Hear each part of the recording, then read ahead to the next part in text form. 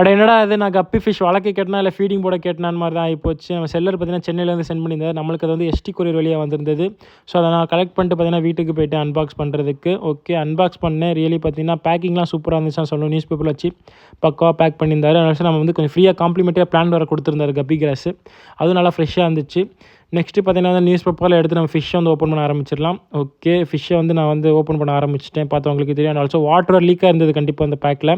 News பேப்பரில் ஈரமாக இருந்துச்சு. ஸோ அதிலே தெரிஞ்சு ஃபிஷ் ஏதோ மாதிரி இதில் இருக்குன்னு. இந்த ஃபிஷ் பார்த்தீங்கன்னா நம்மளுக்கு வர வந்து 2 days ஆச்சு. அந்த ஆல்சோ நேற்றே வர வேண்டியது. ஸோ கேட்டதுக்கு வந்து கொரியர் சைட்லேருந்து பார்த்தீங்கன்னா அங்கேருந்து ரிமூவே ஆகலன்னு சொல்லிட்டாங்க சென்னையிலேருந்து.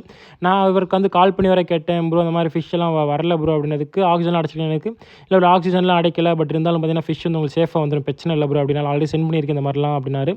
பார்த்தா எனக்கு அனையே யோசிச்சு ஆக்சிஜன் அடிக்காமல் எப்படி ஃபிஷ் வந்து 2 days சர்வே ஆகணும்.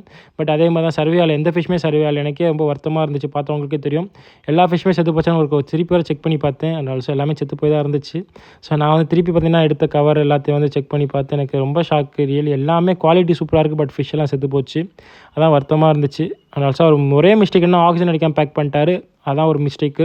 இது இனிமேல் கற்றுப்பாருன்னு நினைக்கிறேன். பேக்கிங் ஒன்று ஆல்சோ ரப்பர் பேண்டில் பண்ணியிருக்கலாம், இந்த மாதிரி சீலிங் வச்சு பண்ணுறதுக்கு. அது ரொம்ப பெஸ்ட்டாக இருக்கும்.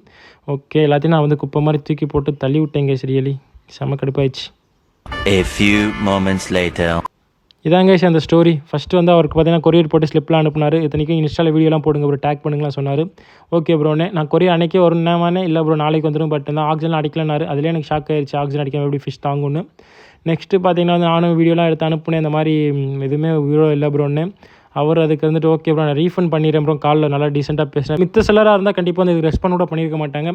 பட் இவர் பார்த்தீங்கன்னா நல்லாவே ரெஸ்பாண்ட் பண்ணி, இத்தனைக்கு சின்ன பையன் தான், பட் நல்லா ரெஸ்பாண்ட் பண்ணி பார்த்தீங்கன்னா 400 rupees ஜிபே பண்ணால் பிரச்சனை இல்லை. அதனால மிச்சம் ஒரு 250 rupees என்னாச்சுன்னு அதுக்கு அவன் பார்த்தா கொரியருக்கு வந்து 140 rupees ஆச்சு ப்ரோ, மைனஸ் பண்ணிக்கிறேன்னா ஓகேடா பண்ணிக்கூடா மிச்சம் 100 மட்டும் அனுப்பிவிட்டான். ரியலி வந்து ட்ரஸ்டட் தான், பட் தான் குவாலிட்டிலாம் சூப்பராக இருக்குது. பட் கொஞ்சம் ஷிப்பிங்கில் கொஞ்சம் எரர் பண்ணுறான்.